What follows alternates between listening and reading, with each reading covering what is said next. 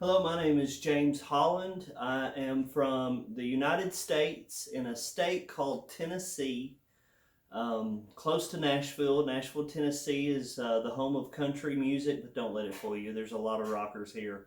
I'm about an hour south of Nashville. I've grown up here my entire life. I do have a background in rock and roll music. I grew up playing the guitar, so I'm a guitar player by trade. I've actually had a lot of vocal coaches in the past. A lot of times when it comes from playing this kind of music, I started out playing this music in the 90s as a young kid. And in the early 2000s, it was hard to find people that could play the kind of music that I like. So I have a background in rock and roll, so I play stuff from Kiss and Dokken, Whitesnake, that kind of genre of music, Motley Crue, Dio, Ozzy Osbourne. So that's the background that I come from, being a kid playing guitar in the bedroom.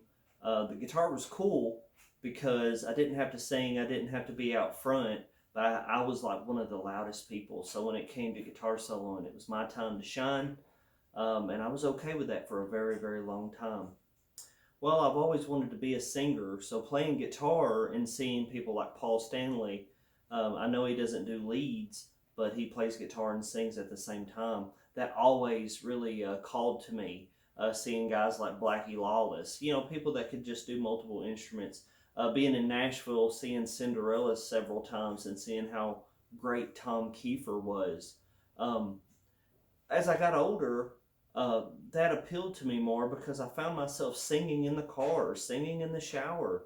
Then I had to write my own music and try to find my voice that way. I've probably had 10 vocal coaches.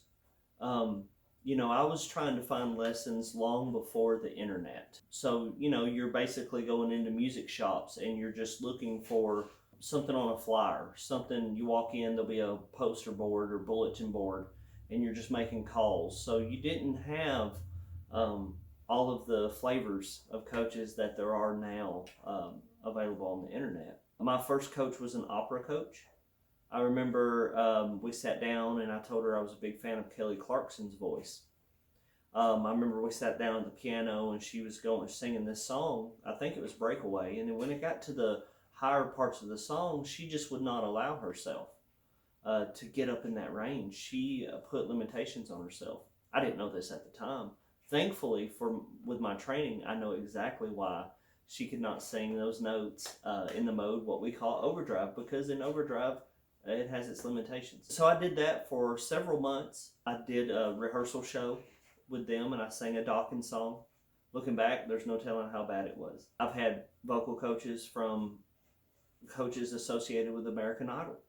A lot of times when you're walking in, a vocal coach will take you and just do a little run on a keyboard, ba ba ba ba ba ba ba, which is important, but you need to know what you have to do, feel your approach physically to know what to do with your auditory systems and stuff with the keyboard. So I just never found a vocal coach. I would dabble in guitar lessons and vocal coaching because I knew I needed to sing. We had a hard time finding singers that could sing in the ranges that I'm hearing, that can sing the kind of rock and roll that I enjoy. That era of rock and roll, there were so many great singers. I did have a stint in music. I played rock and roll for a band. We toured. I played for several years. I've always had singers in my band. Whenever I decided to venture out on my own and was really trying to be a singer, there was limitations on my voice. There was nights where I was having decent nights. There was moments where I'm having really great tones out of my voice. But I knew from playing guitar that you had to be consistent. And what I mean by that is if you learn a guitar solo and you play it in the studio, well, you want to replicate that solo live. And that was the important part about singing, was being able to replicate that and not just having a lucky moment. When my music career ended, let's just put it that way, when MySpace went away in America, the rock scene struggled. A lot of bands quit touring. Touring was so easy under MySpace. I'm not sure why it's rather difficult for young bands now, but MySpace really brought rock and roll back in America, and it was so good for rock and roll. I think if you really think about it, that was whenever there was actual hits. I remember Nickelback and Hinder and 3 Days Grace and all these band, Papa Roach were having hits. You know, you don't have hits like that anymore in music, and it pretty much went away when MySpace died. So when MySpace died, pretty much my music career died. I came home and back to my small town in Middle Tennessee from traveling everywhere, and I felt really defeated. I was just unhealthy physically, and I was burned out on the guitar. I have literally been playing guitar my entire life since I could crawl. During COVID, I got into writing and making movies a whole lot. And then I jumped into the studio and I recorded a couple of songs, and I was like, wow, you know, my voice isn't that bad. There's some things I can do. I can fake it. So then it was simple. I was like, you know, maybe I can get voice lessons. You know, it's the internet age now. I'll go on Fiverr or some of these sites and see if I can find the Vocal Academy. When I first met my teacher, Chris, I think I sent him a message, and he automatically replied back. But you got to keep in mind, there's not a lot of rockers like me, or I'm not accustomed to that out there, and I'm not sure what is going on in other countries. So, you know, whenever I was first reading Chris's profile, I thought that maybe he taught music that I didn't listen to, you know. But the thing about him is he was very consistent with me in messages. And the more I got to talk to him, the more I realized, hey, he does know about the bands that I love and what I'm trying to do vocally. So I said, hey, let's give it a shot. I had voice lessons. I know in his messages he was, you know, he was very informative about the vocal challenge, the speaking challenges between English and Spanish or whatever the barrier may be. But I have been with Chris for 2 years now, and he understands exactly what I'm trying to do vocally. But the great thing about this lesson, the great thing that I'm being taught, is you can listen to any kind of music. This CBT training that I've been in has we're taught modes. I can look at a singer and I know physically what they're doing and approaching. There might be notes I have to study with my keyboard behind me, but I've been in the classes for 2 years. I highly recommend it. This has been this has made me feel like I could be a musician again. It's made me have hope. It's given me confidence. And keep in mind, guys, I want to be taking lessons for a while. Like, I'm almost 2 years in. I don't see myself stopping. When you're learning voicing, I don't know. There's even video games where voice actors are in school for several years. So make this commitment. Don't be afraid to reach out to the Vocal Academy of Chile. It was the best thing I ever done, and it was on pure luck.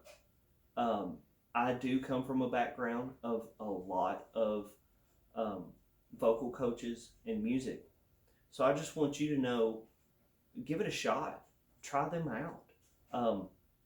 Chris has been able to get me to sing things that I never thought I could sing. Even whenever I tried singing before my lessons, there were songs that I'm like, I can't sing that. You know, there were songs like, oh, I'm close to that. Well, it's because maybe I was so limited in my approach, and what I know now is the modes. After one lesson,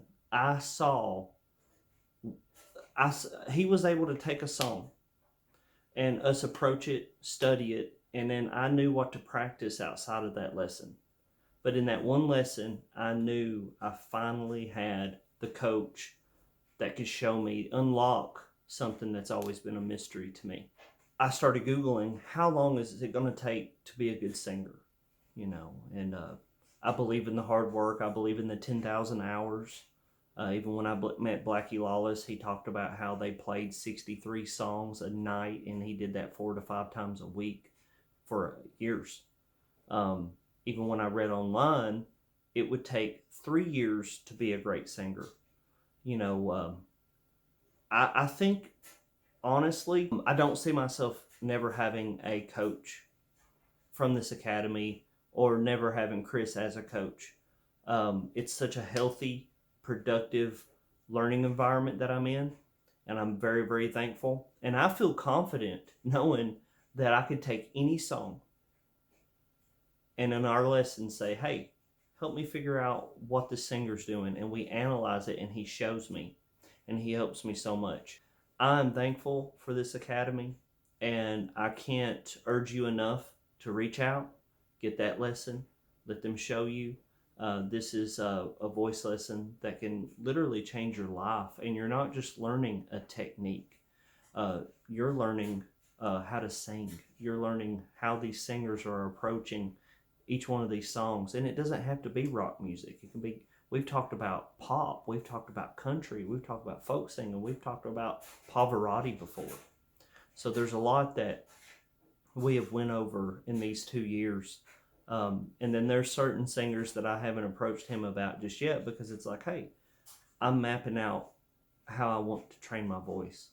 I think the past couple of months we've gotten into a lot more of the distortion and the grit and the colors, what we call metallic and things of the singers.